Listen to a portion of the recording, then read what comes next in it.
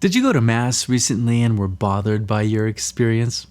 Perhaps it went something like this. You haven't been to Mass for months because of COVID-19, and finally you hear the parish is opening up. But to go to Mass, you got to get your name on an exclusive list because they're only letting in 10 or 15 people full. So you get your name on the list. You're excited to receive the Eucharist for the first time in 2 months.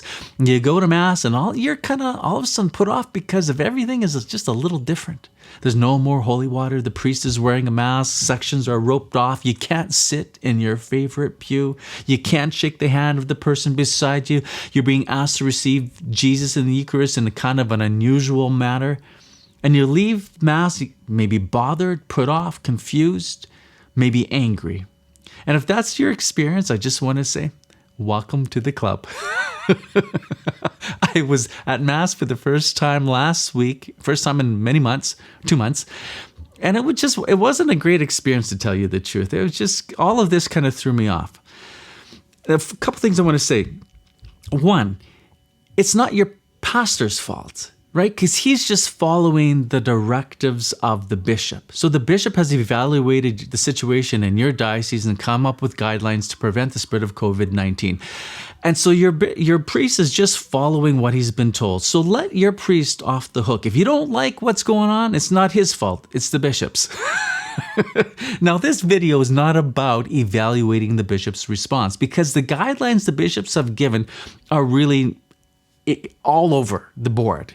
One diocese is very, very different than the next. And so this is not about evaluating their response, but evaluating our response when we attend the holy sacrifice of the Mass. Because I've heard people say after this, they attend Mass for the first time in 2 months, and then they say, well, I'm not going back.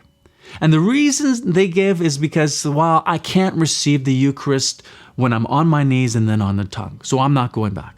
Or another person will say, well, I'm not going back because I can't receive the Eucharist on the tongue.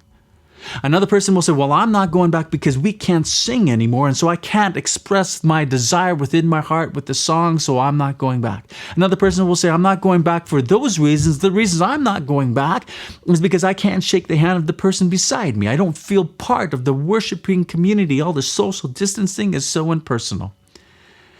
And there's a variety of reasons why people might say they're not going back because of the COVID guidelines in the parishes. And I just want to say all those reasons are fundamentally flawed. Why? Because we don't go to Mass to get what we want. We go to Mass to give God what He deserves. He deserves to be worshiped and adored. We don't go to Mass because of our personal preferences. So it's not a good reason not to attend Mass because we can't receive in the way we want, or we can't sing the songs that we used to, or we can't shake the person's hands. No, the Mass has value not because of all those things that we do. The Mass has value because it makes present to us the body, blood, soul, divinity of Jesus Christ. It makes present to us the sacrifice of Calvary, and through the ministry of the priesthood, we offer this back to God the Father. For what reasons? For adoration, supplication, reparation, and thanksgiving. These are the 4 ends of the Mass. Notice that they have nothing to do with us or our preferences. This is fundamentally why we go to Mass. It's about worship and adoration of God. Not going to Mass to get our preferences satisfied. Now, maybe some are saying, but Ken, I can't, in good conscience, receive the Eucharist in my hand. That's okay. That may be a good reason not to receive the Eucharist. But that's not a good reason for skipping Mass or not attending. Because the value of the Mass has nothing to do with our reception of the Eucharist, but about giving God what is due, worship and honor, making reparation for sin. We don't need to receive the Eucharist to do that. So throw that reason out. Maybe in good conscience you can't receive. I'm sad, but if that's your case, well, then you can still attend and do something great. and do something great and adore and worship God. You know, there is good reason sometimes not to receive the Eucharist.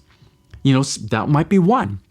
Another reason might be because, well, we haven't had the proper fast before. So that's a good reason to attend Mass but not receive the Eucharist. Another reason might be because we're in the state of mortal sin. And so we're not free to receive Jesus in the Eucharist. That's a good reason not to receive the Eucharist. But it is not a good reason to not go to Mass. So you can go to Mass and not receive, and you're still fulfilling those four ends of the Mass: adoration, reparation, supplication, thanksgiving.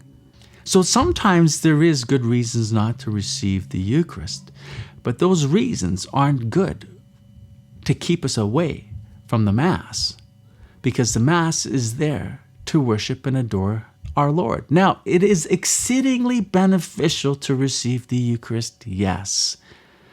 I mean, the Church encourages frequent reception of the Eucharist. But we should not equate this encouragement to thinking that if we can't receive the Eucharist, then we should not go. No. There are many saints in the history of the Church who did not practice regular reception of the Eucharist, but they attended Mass faithfully.